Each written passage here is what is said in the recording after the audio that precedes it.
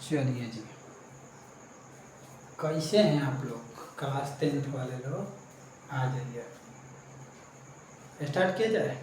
आइए, आज से हम लोग को पढ़ना है केमिस्ट्री। क्या पढ़ना है जी? केमिस्ट्री।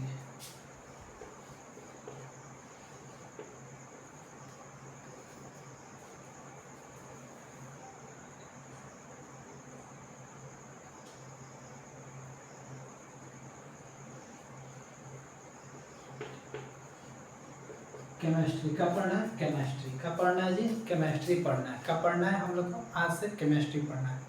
सबसे पहले केमिस्ट्री क्या है? केमिस्ट्री क्या है? केमिस्ट्री आपको एक लाइन में बताया ना, तो जितना पीरियोडिक टेबल पे आप तत्व को देखे हैं उन्हीं के बारे में समझ रहा है हम लोग को। एक लाइन का बात समझिए, केमिस्ट्री क्या है? तो 118 तत्वों का खोज हुआ है, उन्हीं 118 तत्वों के बारे में हमको जानकारी लेना है। टोटल 118 तत्वों को नहीं, हम लोग तो मेनली 20 से 25 गो में रहना है, लेकिन उससे अलग अलग फैक्ट बने हैं, अलग अलग रिएक्शन बने हैं, उससे कोई कंपाउंड जुड़ा है, उससे इन्हें हुआ है, उन्हें हुआ है, यही सब बात को हम लोग समझेंगे। ठीक है? किसके? केमिस्ट्री के क्लास में। कोई दिक्कत नहीं, आ जाइए। ठीक है, अब देखिए केमिस्ट्री मेनली कितने भाग का है? केमिस्ट्री 3 भागों में होता है। केमिस्ट्री कितने? 3 भागों में। ठीक है, कोई दिक्कत? ऑर्गेनिक, इनऑर्गेनिक, ठीक है, फिजिकल केमिस्ट्री। फिजिकल केमिस्ट्री ही हम लोग आज ही स्टार्ट करने वाले। फिजिकल केमिस्ट्री से बहुत सारे क्वेश्चन पूछे जाते हैं आप लोग के एग्जाम में। ठीक है, आज ही स्टार्ट कर रहे हैं। सबसे पहले हम लोग को पढ़ना है पदार्थ। क्या पढ़ना जी? पदार्थ। इसी को हम लोग द्रव्य भी बोलते हैं। क्या बोलते हैं? द्रव्य। ठीक है, पदार्थ बोले या द्रव्य बोले, बात का है जी सेम है। पदार्थ बोले या द्रव्य बोले, बात का है। एक होता है द्रव, ये द्रव है, यानी का है जी लिक्विड पार्ट है। का है जी? Liquid part. का है जी? लिक्विड पार्ट है। का है जी? लिक्विड पार्ट है। ठीक है, लेकिन हम लोग का पढ़ना पदार्थ। क्या है पदार्थ? सब कोई जानते हैं पदार्थ के बारे में। ठीक है, देखिए क्या है पदार्थ। पदार्थ क्या है? वह वस्तु जो स्थान छेके तथा जिसमें भार हो उसी को हम लोग पदार्थ बोलते हैं। वो वस्तु जो स्थान छेके तथा जिसमें का भार हो उसे हम लोग क्या कहते हैं? पदार्थ। क्या कहते हैं जी? पदार्थ। ठीक है, अब देखिए पदार्थ क्या होते हैं आपको समझ में आ गया? जिसमें क्या हो? भार हो। क्या हो? भार हो। और क्या हो? स्थान ग्रहण करे, स्थान छेके, स्थान छेके, स्थान ग्रहण करे, उसे हम लोग पदार्थ बोलते हैं। ठीक है, देखिए पदार्थ कितने प्रकार के होते हैं, इनके प्रकार को हम लोग देखें तो ये ठोस होते हैं, ठोस होते हैं, द्रव होते हैं और गैस होते हैं। क्या होते हैं जी? गैस होते हैं। ठोस, द्रव और गैस। अब कोई पूछेगा पदार्थ क्या है? दुनिया का हर एक वस्तु पदार्थ है। दुनिया के हर एक वस्तु पदार्थ है। मार्कर पदार्थ, बोर्ड पदार्थ। लेकिन एक बात बताइए, प्रकाश जो है, प्रकाश फैला है अभी, लेकिन प्रकाश में भार है क्या? भार है। अगर भार होता तो सूर्य से प्रकाश आने वाली हमको लगता भारी, लेकिन उसमें क्या है जी?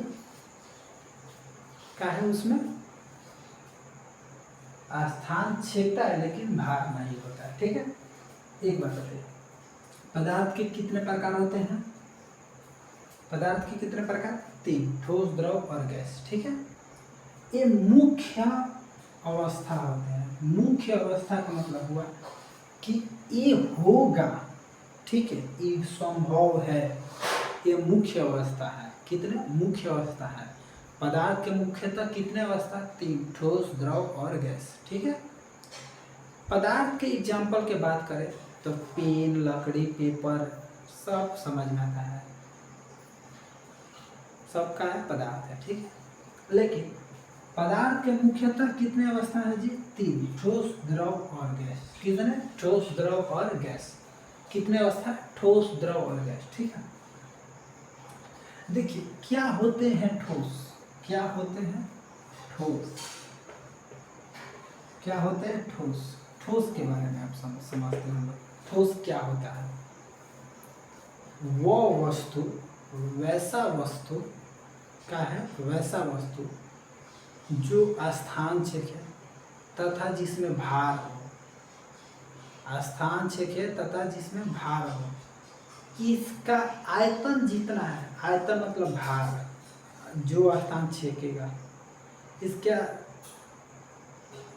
स्थान छेकने का जो कैपेसिटी होगा कभी बदलेगा क्या? एक कहीं पे ले जाकर रख दीजिए, यहाँ पे रखिए तो, अपने सास के घर पे रखिए तो, अपने ससुर के घर पे रखिए तो, या अपने पहाड़ पे रखिए तो, या अपने मुंडी पे रखिए तो, कुर्ता में रखिए तो, धोती में रखिए तो, ठीक से स्थान छेकने वाले हैं। यानी इसका मतलब हुआ कि भार और स्थान निश्चित है,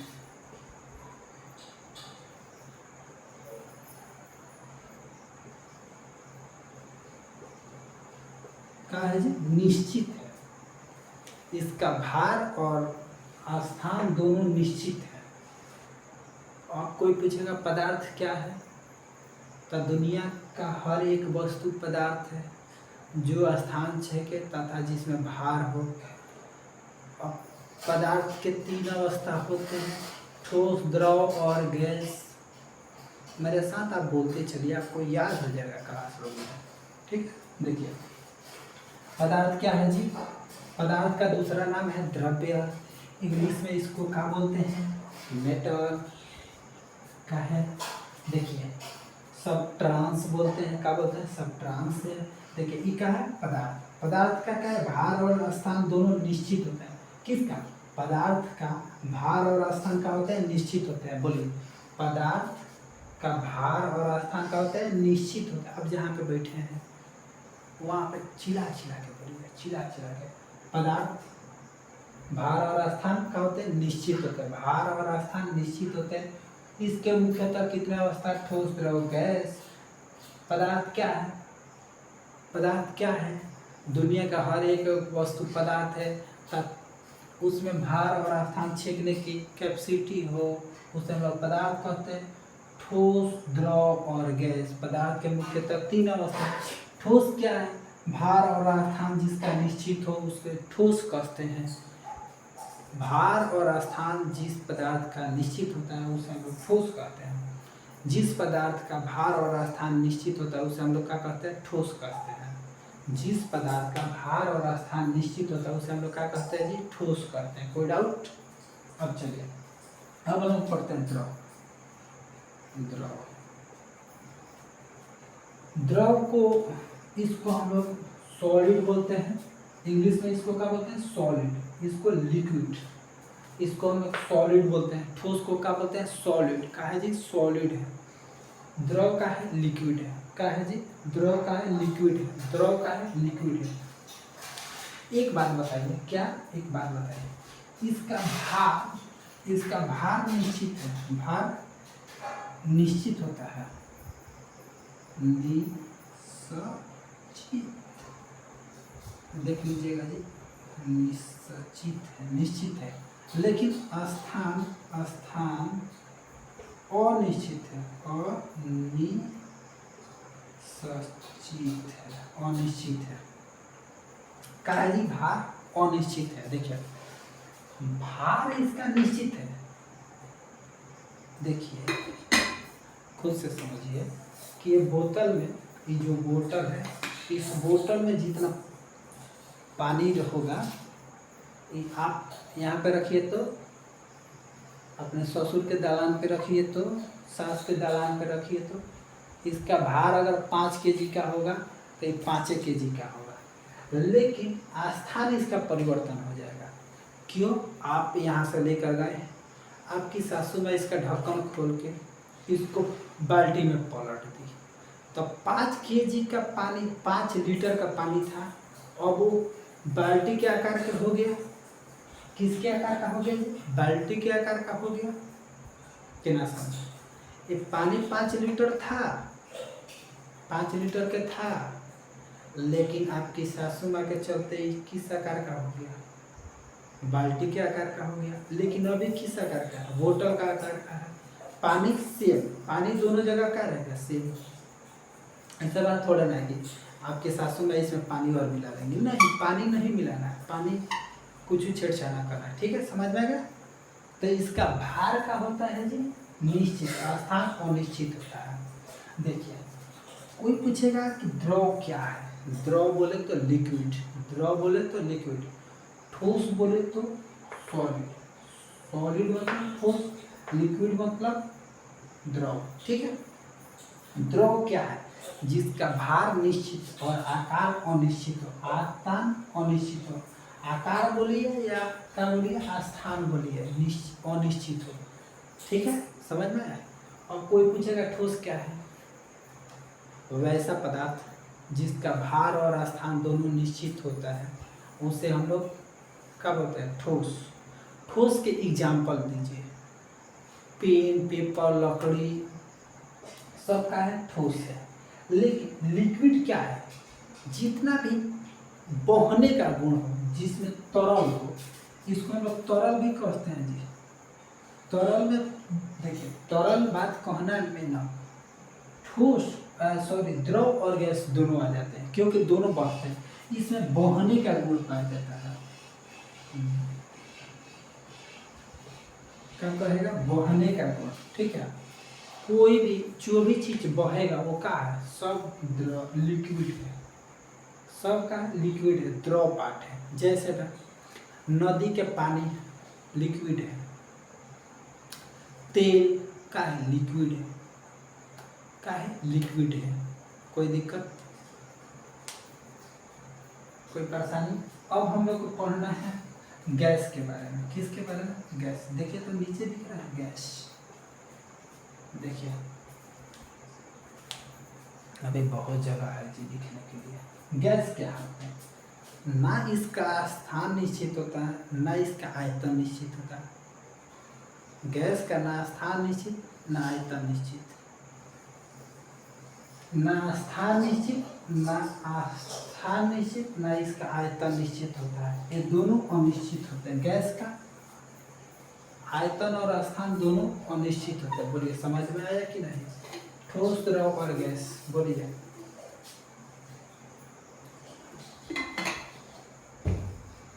अब देखिए इस बात को निश्चित सब समझ में आ गया? देखिए, ठोस को दबाया नहीं जा सकता है, ठोस को दबाया नहीं जा सकता, द्रव को हल्का दबाया जा सकता है, और गैस छूटुआ चलता है, जिधर मन करेगा उधर चलेगा।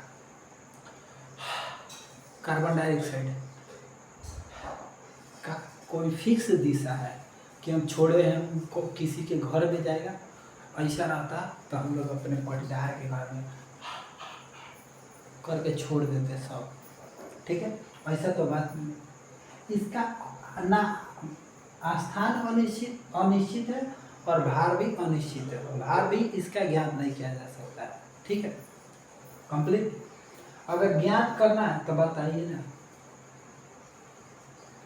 कि अभी आप जहाँ पे बैठे हैं, जहाँ पे आप देख रहे हैं, वहाँ पे गैस कितना है, ठीक है। गैस ज्ञात नहीं किया जा सकता है, ठीक है, कंप्लीट, ठीक है। ये था बेसिक बात है। अब आ जाइए, अब हम चल रहे हैं अपने स्थान पे, ठीक है। अब यहाँ से मेरा काम धाम चालू होगा।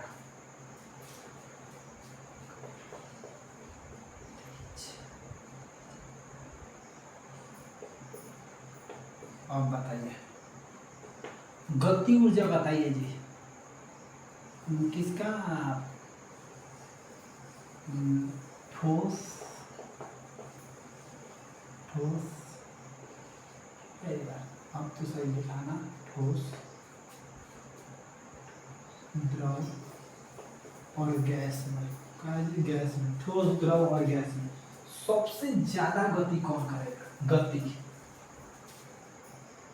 गति ऊर्जा, गति ऊर्जा सबसे ज्यादा किसके पास रहेगा? गति ऊर्जा सबसे ज्यादा किसके पास रहेगा जी? गैस के पास। इसीलिए तो देखते हैं कितनों अगरबत्ती कोनो कोना में बराई हो, सबसे पहले महकता है चिकन। सॉरी, नाम नहीं लेना चाहिए अभी, क्योंकि अभी हम लोग का बहुत सारे फेस्टिवल चल रहे हैं, ठीक है। अब देखिए, गति ऊर्जा सबसे ज्यादा किसके पास होगा जी? तो गैस के पास होगा। गैस पूरा खुला घूमता है, पूरा गैस के पास गति ऊर्जा क्या होता है? ज्यादा। तो सबसे ज्यादा क्या होगा? गैस, ठीक है। इससे ज्यादा किसके पास होता है? द्रव के पास होता है। ठोस गति करता है, देखे हैं आप कभी? ठोस गति कर रहा है, ये कभी गति करता है, इसमें गति ऊर्जा है। रहता तो का सुंदर, हम सोए होते यूट्यूब से उठ के पढ़ा देता, ठीक है।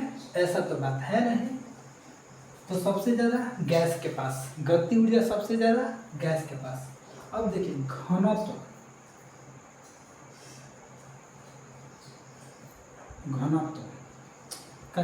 घनत्व यानी डेंसिटी बोलते हैं। घनत्व यानी कौन सबसे ज्यादा घनियाई होगा, कौन सबसे ज्यादा घना होगा जी? ठोस सबसे ज्यादा घना है। इसमें देखिएगा, आपको कोई छोटा छोटा दिख रहा है, कौन इसके दिख रहा है? कोई छेद आपको दिख रहा है? अब कौन जबरदस्ती छेद करे उसका बात नहीं है, लेकिन सबसे ज्यादा घनत्व किसके पास होगा? ठोस के पास। किसके पास? ठोस के पास।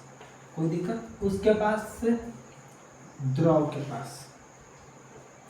और सबसे तो गैस खत्म में होगा। इस मामले में गैस खत्म है। गैस का घनत्व होता है, लेकिन कभी कभी, कैसे? कभी कभी घनत्व ज़्यादा हो जाता है। जो फिजिक्स में हम लोग पढ़ेंगे कि कब घनत्व ज़्यादा होता है, और जैसे ही घनत्व ज़्यादा होता है ना, ज़्यादा घनत्व से कम घनत्व में निकलने लगता है, ठीक है। तब वो बात अलग है, ठीक है। गति, घनत्व, स्थान बताइए।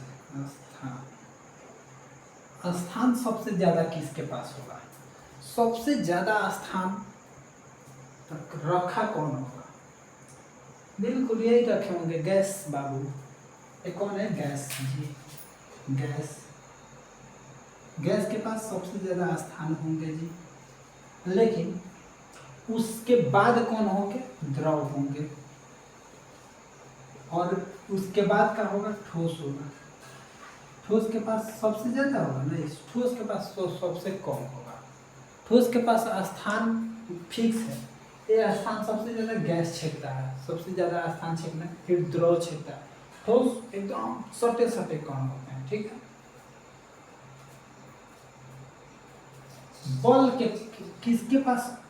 देखिए, एक होता है इंटरमॉलिक्यूलर फोर्स। इंटरमॉलिक्यूलर फोर्स, जिसको हम लोग हिंदी में बोलते हैं इंटरमॉलिक्यूलर फोर्स, किसको बोलते हैं? अंतर आणविक बल। इसके अणुओं के बीच बल सबसे अधिक लगे होंगे। अंतर आणविक बल सबसे ज्यादा किसके बीच लगे होंगे, यानी कौन सबसे ज्यादा इसे जकड़ के रखा होगा? तो इंटरमॉलिक्यूलर फोर्स, इंटरमॉलिक्यूलर फोर्स, बोलिए तो लिख दे। इंटरमॉलिक्यूलर फोर्स, इंटरमॉलिक्यूलर फोर्स, अंतर आणविक बल।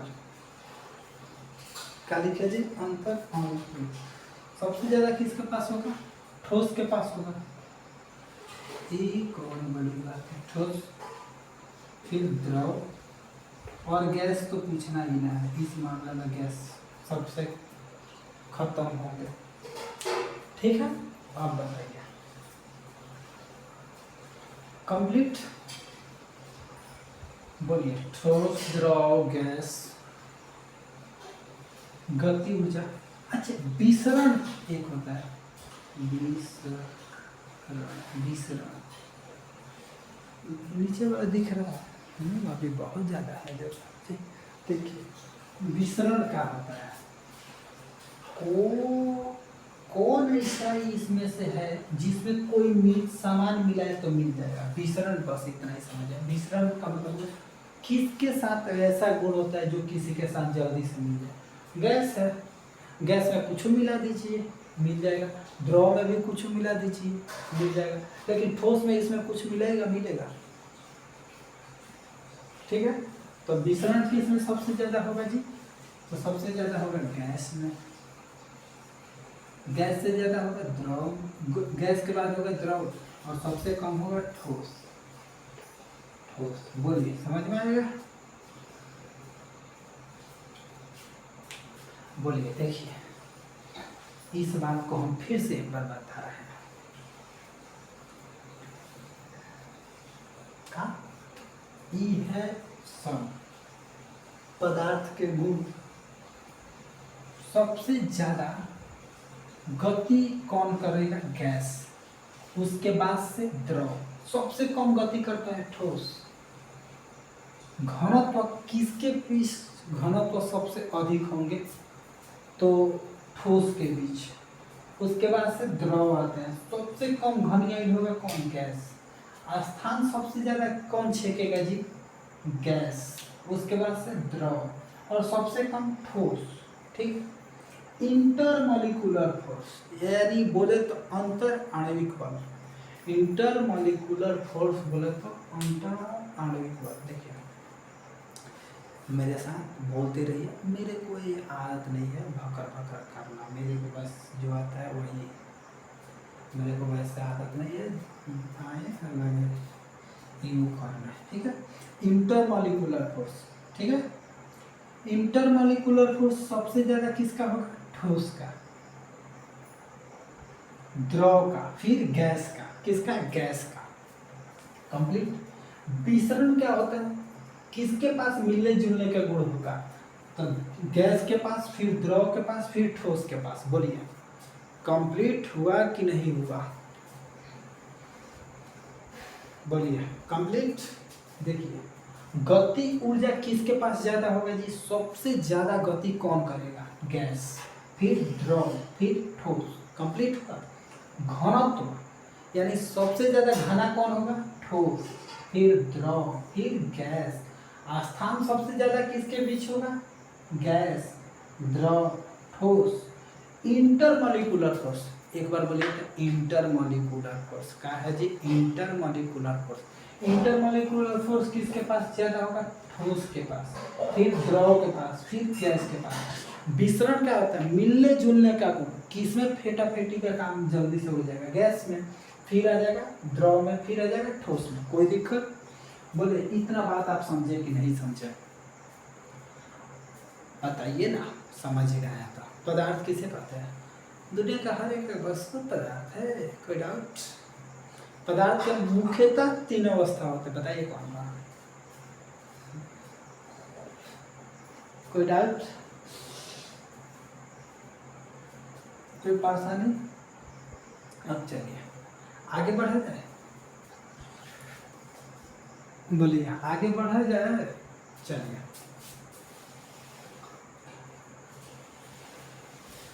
देखिए,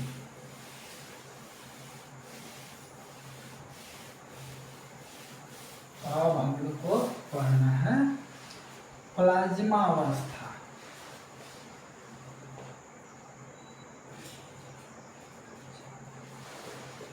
प्लाज्मा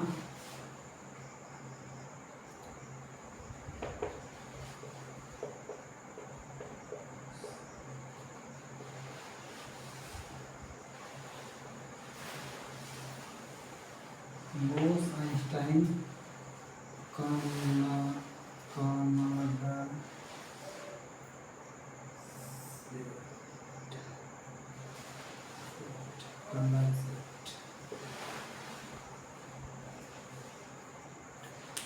ठीक है, ये क्या है, प्लाज्मा।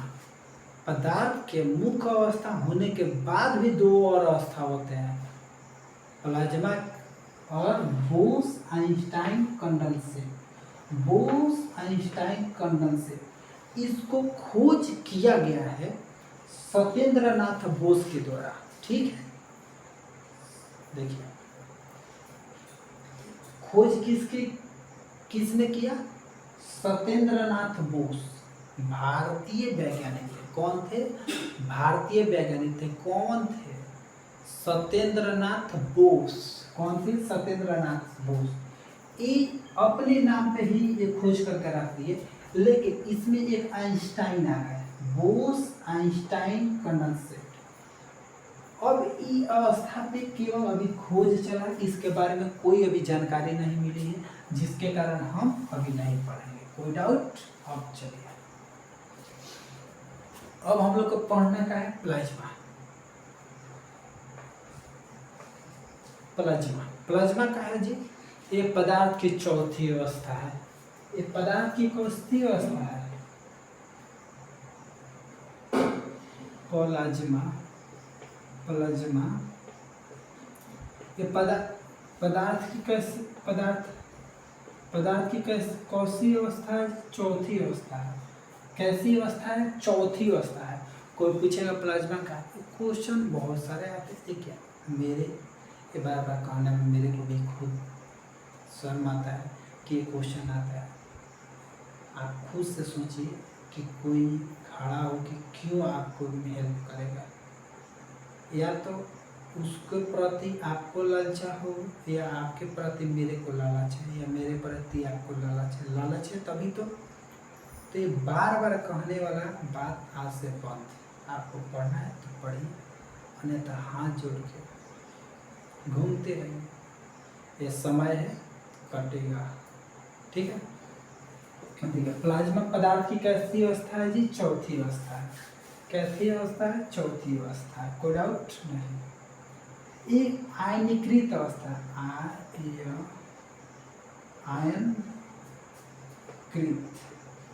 आयनीकृत का मतलब हुआ कि प्लाज्मा जो अवस्था होते हैं ना, इसमें प्लस माइनस पाए जाते हैं। क्या पाए जाते हैं? Plus minus.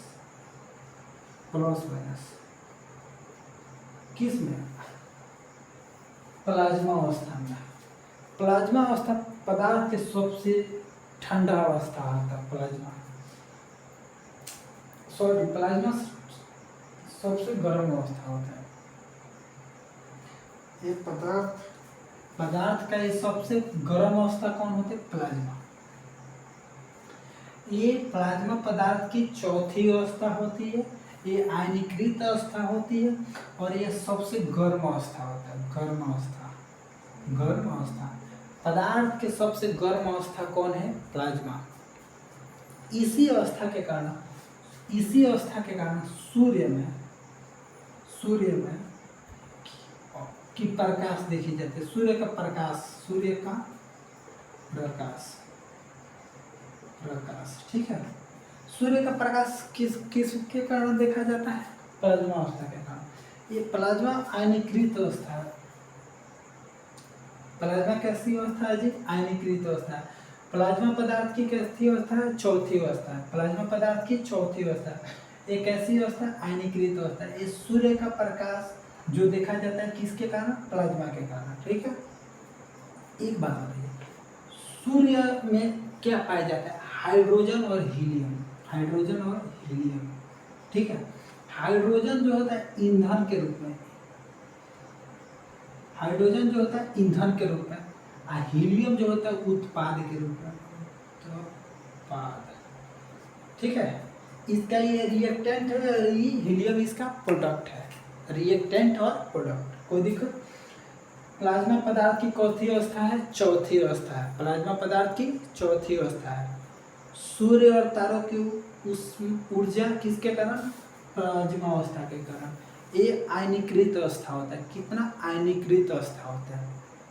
कोई डाउट है? बोलिए। प्लाज्मा पदार्थ की कौन सी अवस्था है? चौथी अवस्था है। एक ऐसी अवस्था आयनीकृत अवस्था होता है। सूर्य का जो प्रकाश होता है में, इसमें क्या होता है? सूर्य का प्रकाश जो होता है प्लाज्मा अवस्था के कारण होता है। सूर्य का जो प्रकाश होता है वो किसके कारण होता है? प्लाज्मा होता है। इसमें क्या पाया जाता है? हाइड्रोजन और हीलियम। हाइड्रोजन ईंधन के रूप में पाया जाता है और हीलियम उत्पाद के रूप में पाया जाता है। सूर्य में जो होता है, सूर्य में सनलाइन होता है, सनलाइन होता है। सनलाइन का मतलब क्या हुआ कि जब दो तत्व, जब दो, देखिए सनलाइन हम बता रहे हैं, जब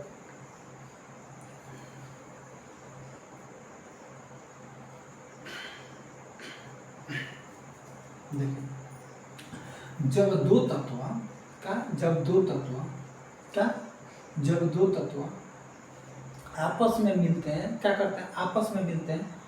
कौन? हाइड्रोजन और हीलियम। इसी घटना को हम लोग संलयन कहते हैं। क्या कहते हैं जी? संलयन कहते हैं।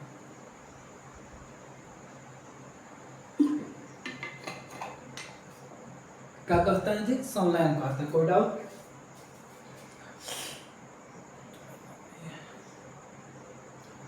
क्या है जी? संलयन है। कोई डाउट अभी तक? ये आयनीकृत अवस्था होता है। इसका टेम्परेचर बहुत हाई होता है, इसका तापमान बहुत अधिक होता है। तापमान तापमान अधिक होता है। अगर देखिए प्लाज्मा है, प्लाज्मा के तापमान बहुत अधिक होते हैं। क्या होते हैं जी? प्लाज्मा के तापमान बहुत अधिक होते हैं। क्या होते हैं? प्लाज्मा के तापमान बहुत ही अधिक होते हैं। किसके तापमान अधिक होते हैं? प्लाज्मा अवस्था के तापमान बहुत अधिक होते हैं। इसी के अधिक के कारण सूर्य में क्या होते हैं जी? हाइड्रोजन और हीलियम होते हैं ईंधन के रूप में। सूर्य में हाइड्रोजन और हीलियम किसके रूप में होते हैं? ईंधन के रूप में। कोई डाउट अभी तक? आ जाइए, चलिए देखिए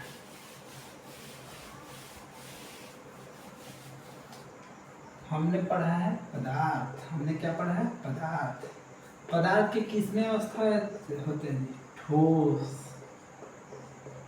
द्रव।